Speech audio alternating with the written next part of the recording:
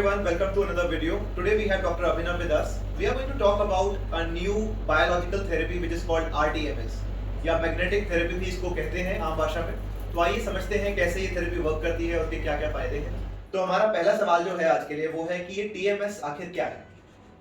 जी, तो TMS यानी transcranial magnetic stimulation, ये एक किस्म की बायोलॉजिकल थेरेपी है जो कि बहुत नई तो नहीं कह सकते क्योंकि लगभग 5-6 साल हो गए हैं इसको आए हुए भारत में भी, मगर ये है कि अब जाके थोड़ी पॉपुलर हो रही है। इट्स पिकिंग अप, और ये प्राइमरीली जो है ये रेजिस्टेंट केसेस के लिए होता है, रेजिस्टेंट डिप्रेशन के लिए या एक प्रकार का स्किज़ोफ्रेनिया, उसके जो रेजिस्टेंट केसेस जो हैं या फिर OCD के रेजिस्टेंट केसेस जो है जिनमें बहुत ज़्यादा फ़र्क नहीं पड़ा है with medications and with counselling यानी साइकोथेरेपी की मदद से मदद लेने के बावजूद भी बहुत ज़्यादा असर नहीं हुआ है, उनमें फिर as a third line treatment हम RTMS यानी ट्रांसक्रेनियल मैग्नेटिक स्टिमुलेशन हम यूज़ कर सकते हैं। जी। तो ज़्यादातर वो केसेस जिनमें बहुत समय के अंतराल पर भी फर्क नहीं पड़ता। जी।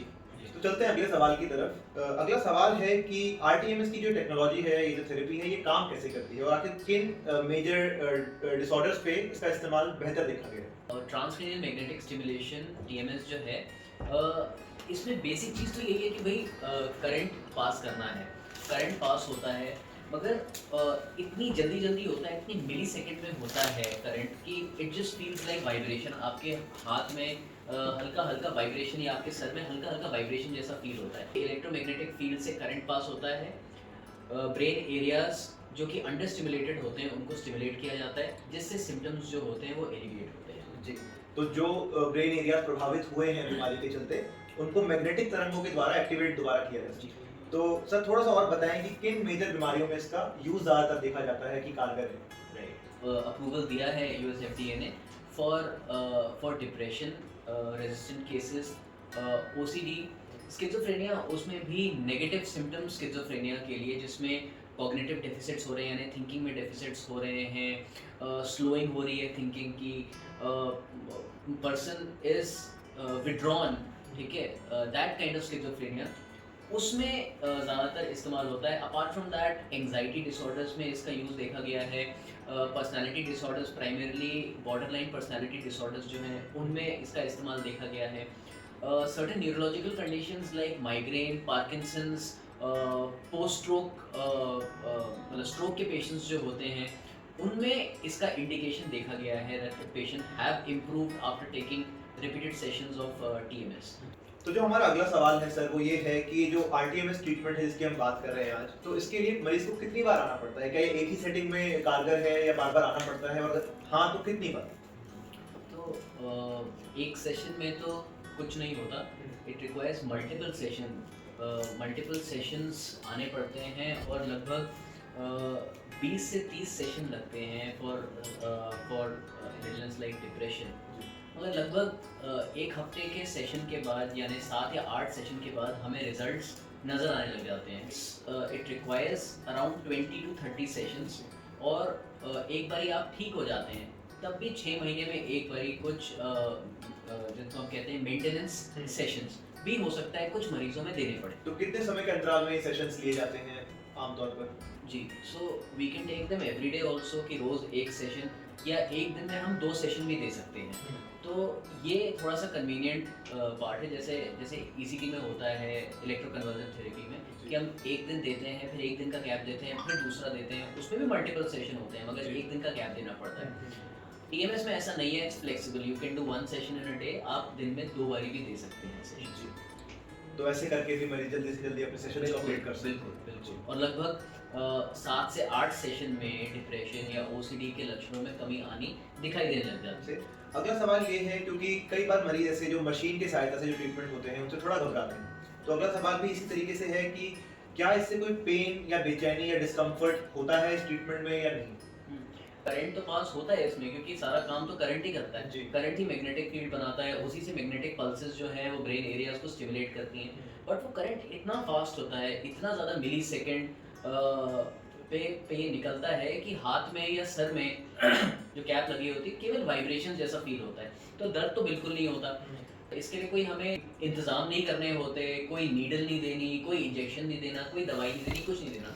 पर्सन ने आना है, बैठना है, कैप लगानी है, 20 से 30 मिनट का सेशन होना है, वापस चले जाना है। और बहुत कम संख्या में जो मरीज़ जो हैं आफ्टर ट्रीटमेंट एक सेशन के बाद वो इनिशियली हेडेक बोल सकते हैं, अगर हेडेक हो रहा है तो उसका इलाज आराम से पैरासीटामोल या कॉम्बिफ्लेम किसी भी मेडिसिन से ऐसे वो हो जाता है। अपार्ट फ्रॉम दैट और कोई भी मेजर साइड इफेक्ट नहीं होता।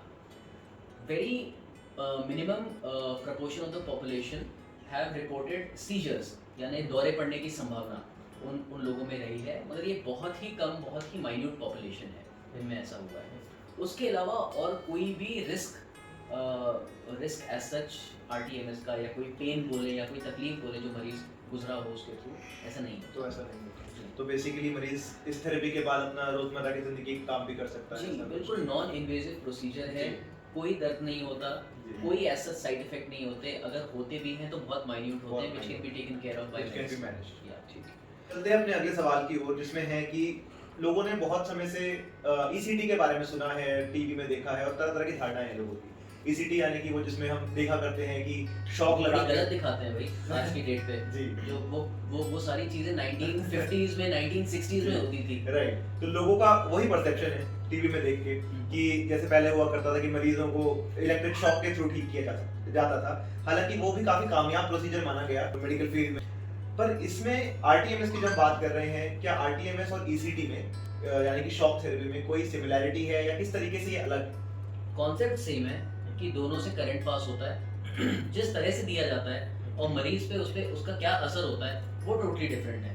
कि ईसीटी में हम डायरेक्ट करंट पास करते हैं, जिसको हम मॉडिफाइड ईसीटी कहते हैं, और उससे एरियाज जो होते हैं वो स्टिमुलेट होते हैं। तो मतलब हाई डोज ऑफ करंट आप कह सकते हैं हम देते हैं सडनली 1 सेकंड का, 2 सेकंड का ऐसे। Whereas आरटीएमएस में हम कैप लगा के एक बहुत हल्का सा करंट देते हैं, मगर इतने तेज स्पीड पे देते हैं, मिली सेकेंड स्पीड पे, कि उससे इलेक्ट्रोमैग्नेटिक फील्ड बनती है, जिससे वो सारी चीजें जो पहले बताई थी मैंने वो होता है। तो करंट तो पास होता है, मगर किस तरह से होता है और क्या कॉन्सेप्ट क्या बनता है वो दोनों का फर्क है। तो ईसीटी दो is a very good technique, मगर आज की डेट पे वो कम इस्तेमाल हुई जा रही है, क्योंकि एक तो मेडिसिन बहुत आ गई है मार्केट में, मेडिसिन बहुत अच्छी आ गई है, मगर उसके बावजूद भी the nature of illness is such कि कई बार केवल मेडिसिन से आराम नहीं पड़ता। In that case people are looking for less invasive options, जिससे दर्द ना हो, जिससे कोई तकलीफ ना हो। 6 घंटे का ईसीटी के पहले जैसे हमें कम से कम 8 घंटे का, 6 से 8 घंटे का फास्ट करना पड़ता है, और फिर उसके बाद सुबह आना पड़ता है, फिर वो 3 इंजेक्शन लगाएंगे, एनेस्थीसिया ओटी में लेके जाना होगा, फिर ऑक्सीजन देनी होगी, जनरल एनेस्थीसिया देना होगा। तो इट्स अ कॉम्प्लिकेटेड प्रोसीजर।